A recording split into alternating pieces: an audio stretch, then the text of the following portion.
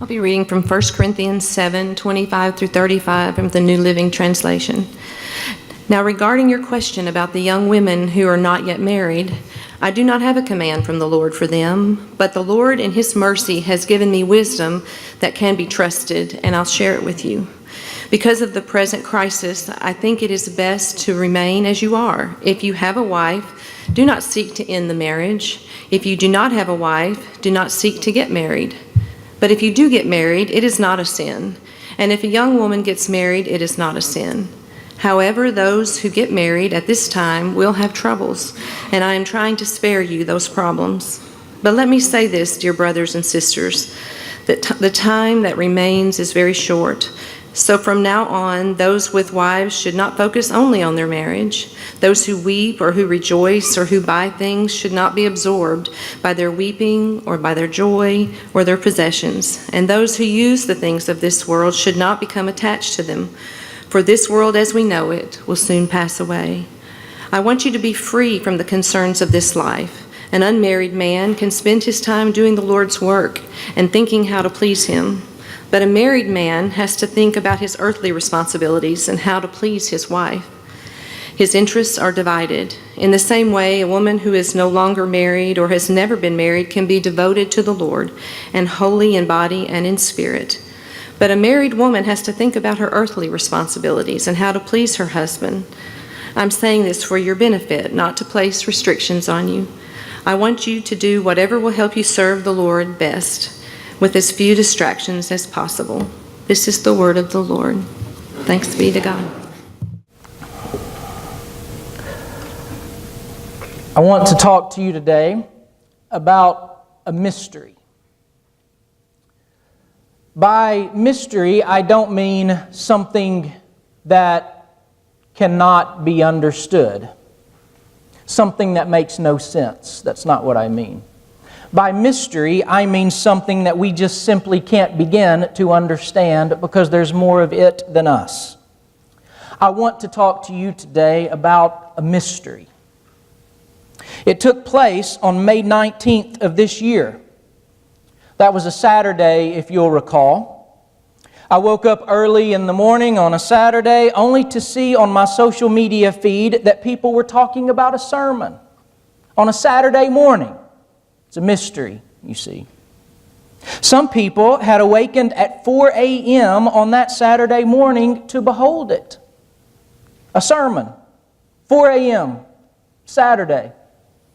The sermon was preached at a wedding at 4 a.m. on a Saturday. The sermon was preached by an Episcopalian, for crying out loud, at a wedding at 4 a.m. on a Saturday morning. You see, it's a mystery.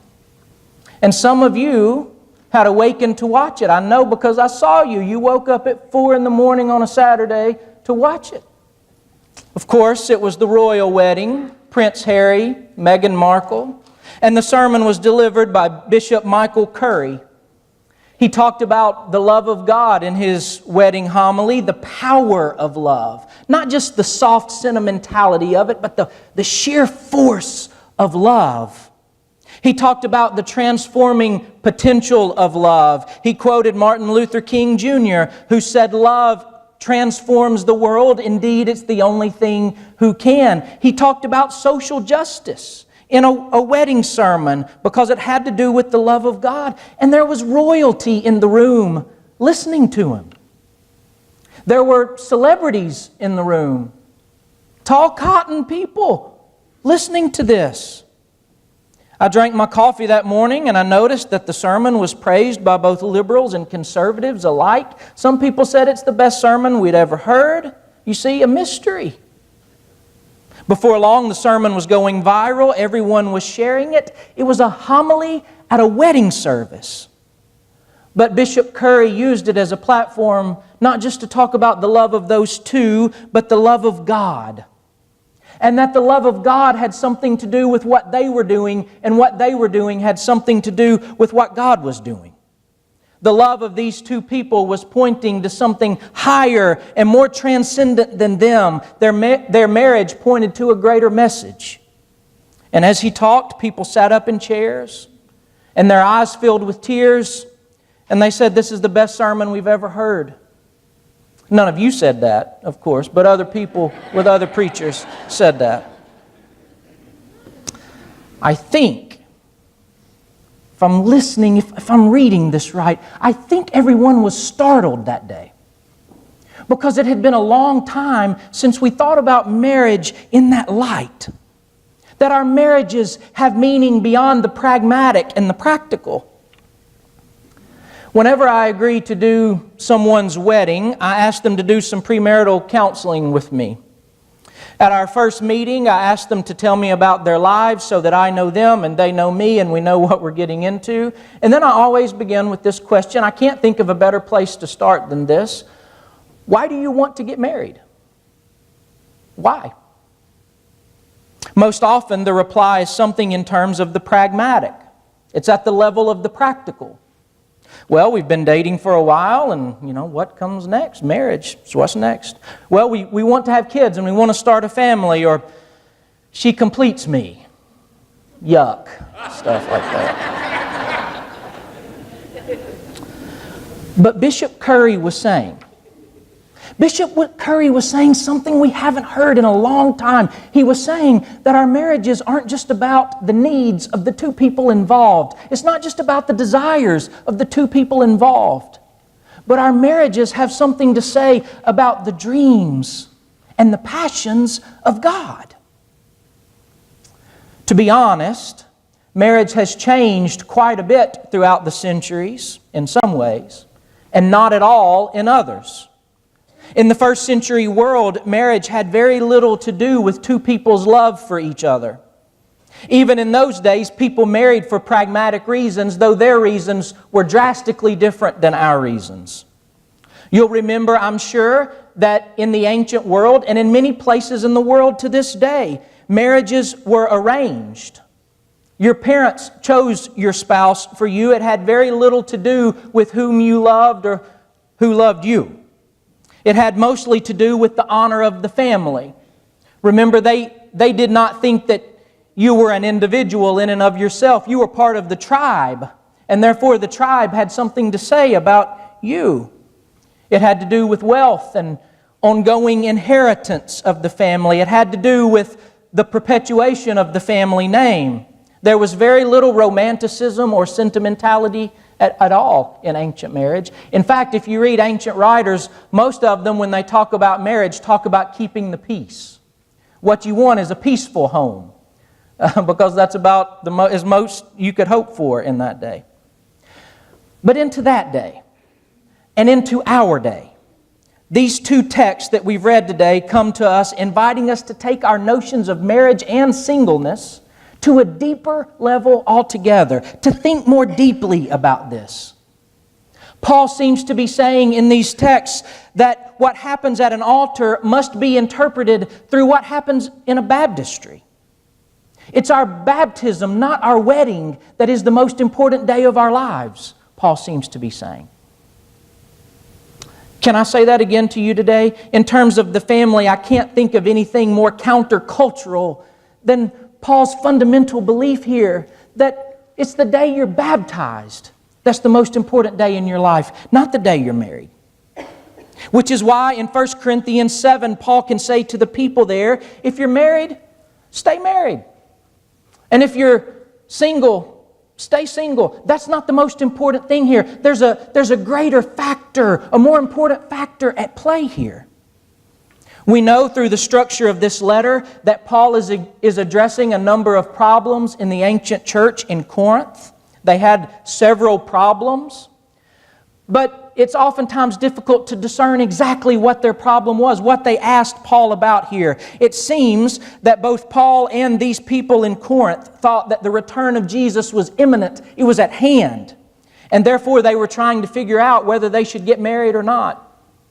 If they were betrothed, should they go through with the betrothal or not? If they were married, should they stay married? And Paul here in this letter affirms both ways of living out the Christian life.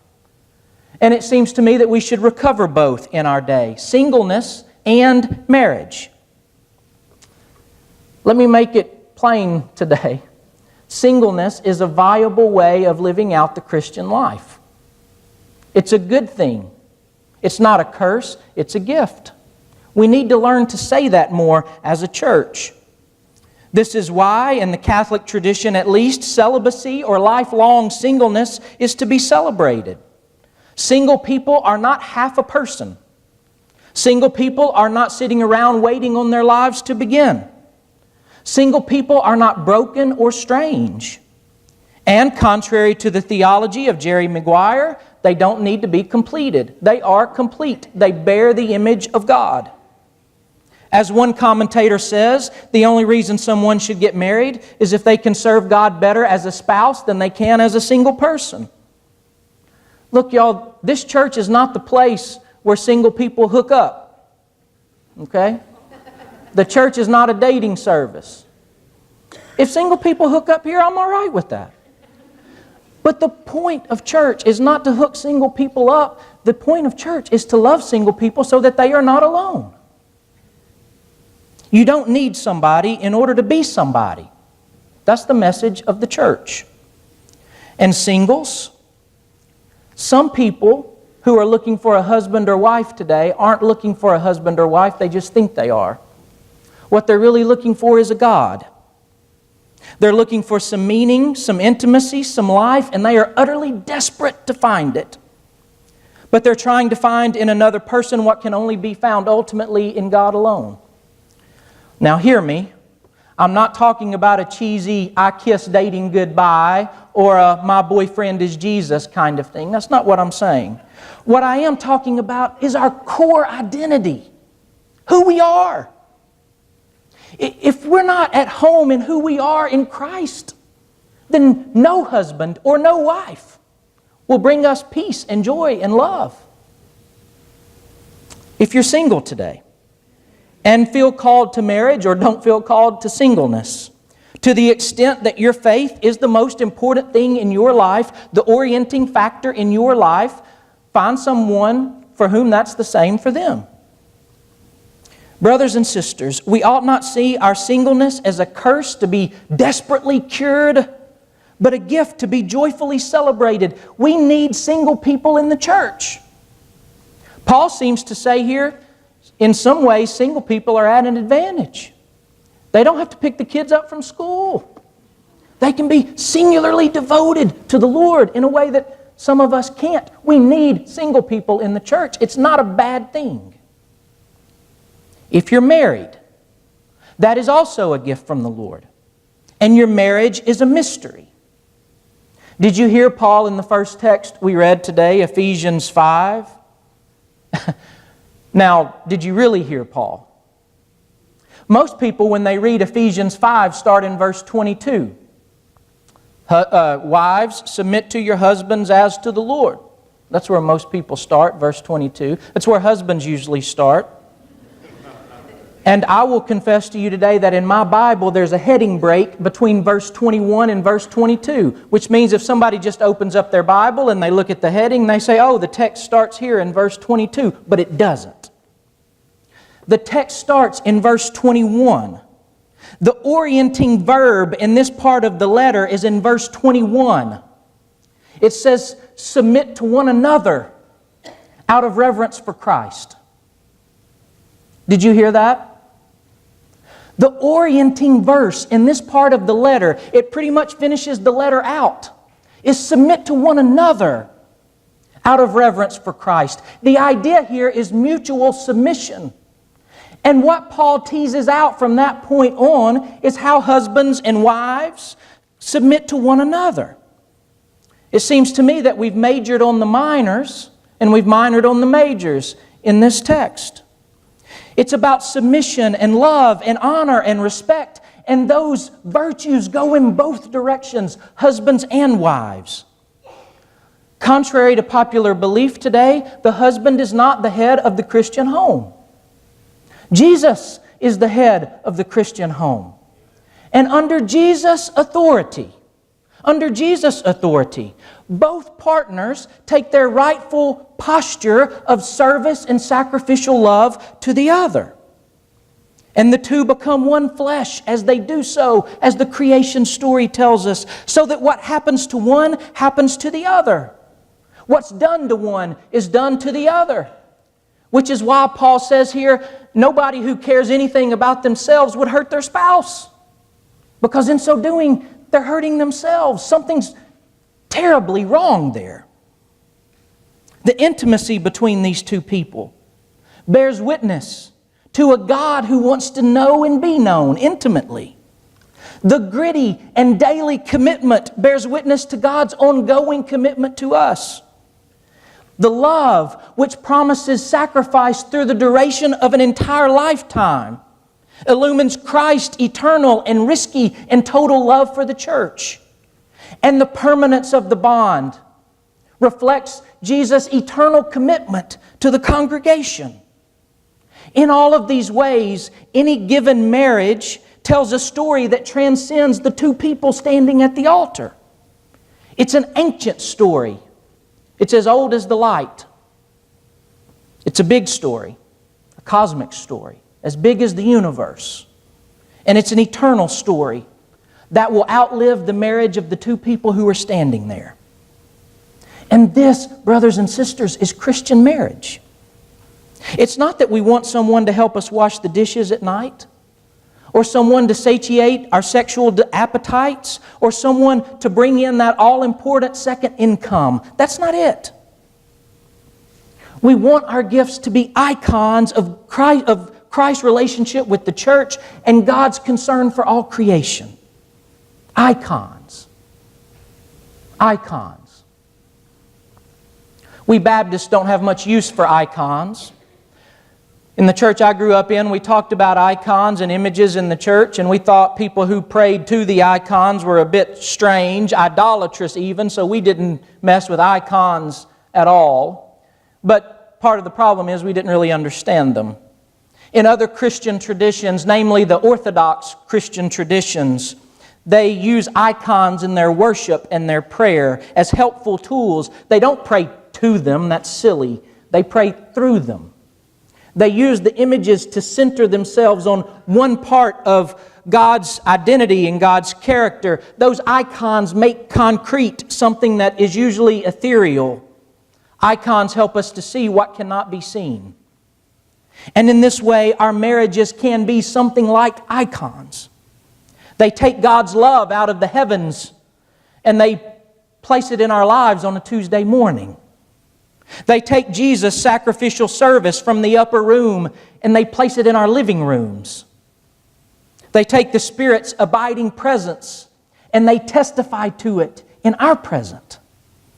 This is why Bishop Curry could look at that husband and wife and say to them, what this is about has something to do with what God is about. And what God is about has something to do with what they are about. To talk about marriage is not just to talk about two people. It's to talk about God. God's love, God's faithfulness, God's dogged commitment. The stories of our marriages are caught up in the story of God in creation. It's why at a wedding we should talk about cosmic love. And why when we ponder the love of God, the love of Christ on a cross, we might reach over and hold our spouse's hand. It's why we recognize that both our marriages and our singleness are not ends in and of themselves. They are not the most important things. But they're ways we embody and practice what we believe the gospel to be. They are the academies that we love about the love of God because we don't just talk about it there. We have to do it. We have to live it. It's why our weddings most often take place at an altar. Because if they work right, the marriage never leaves. The wedding party walks away from the altar, but our marriages, if it works right, our marriages linger there at the altar. Most Sundays I stand up here and I say to you something about the love of God. I preach to you about God's love. And when I do so, I most often use illustrations that are jarring and expansive. I talk to you about People who love others unlike themselves, drastically different, or someone who risked something big for something good, or someone who went clear around the world to love someone they didn't know beforehand. Oftentimes I talk about what's happening in South Africa, or systemic oppression, or what's happening in the streets. But to my fault, I don't often stand up here and talk to you about whether or not I listened to Rebecca, really listened to her when she was telling me something the night before. I don't usually talk about whether we've apologized to our spouse for the attitude we've had for the last week or month or year. I don't usually talk about husbands and wives sacrificing for the other, in large part because I don't want to indict myself. And it's easier to talk about a 10-day trip somewhere in the world than it is a lifelong, self-sacrificial, life-giving commitment to another person. That's tougher. But brothers and sisters, our singleness and our marriages are the stuff of our lives. These are the things our lives consist of more than anything else. And if the way of Jesus doesn't shape that part of who we are, what is the way of Jesus shaping? If we're unintentional about those relationships, why should we be intentional about any? But we are, and we can, and we should. Because the love of God, the relentless, unimaginable, eternal, cosmic love of God has something to do with you and your marriage. You and your singleness. No, it doesn't have something to do with it. It has everything to do with it. It's a mystery, I tell you. When I first came to Second a few years ago, I decided that I wanted to go around and meet all of our homebound folks. I thought I would meet most of you hoodlums on Sunday mornings and Wednesday nights. I would meet you here. You could be here. But some of our homebound folks, sick, age, just can't be here. And so I wanted to go out and meet them. I remember the first time I went out to see Harvey Boyd. He lived in a center-assisted living way out west. Harvey was in his 90s at the time. He's since passed away. Just a couple of years ago, he passed away. But on this occasion, the first time I met him, I sat down in his apartment and I talked to him about his life. How he grew up in southern Arkansas. He was a fighter pilot in World War II. He told me how he and his wife bought a house not too far from 2 BC when they started their family and they joined our church, raised their kids here. And towards the end of our visit, I said, Mr. Harvey, what brought you from downtown way out west here? And he said, let's go for a walk. It was a cool fall day.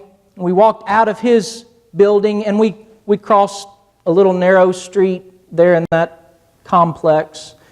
And we walked over to another facility and he pointed to a window in that other facility.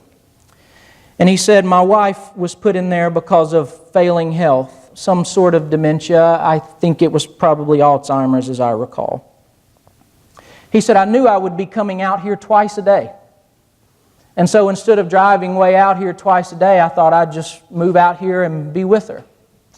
And so I came over every morning for breakfast and I came over every evening for dinner. I said, man, that must have been tough in those years. And he smiled and his eyes welled up and he said it wasn't easy. And then he said something I'll never forget. He had a way with words. Mr. Harvey looked at me and he said, love creates a lot of burdens. But love never creates a burden that it doesn't also lighten. And he said, I miss her. And he turned around and he started walking back to his room. He was talking about love, y'all. Real. 90-year-old man with his wife. Real love. Sacrificial, faithful, eternal, stubborn, wondrous love. And I stood there in my tracks and I was wondering, is he talking about the love of God for all creation? Is he talking about the love of Christ for the church? Or is he talking about his love for his wife? I stood there, and for the life of me, I could not tell which one he was talking about. You see, it's a mystery. A holy, powerful, wondrous mystery. Hallelujah.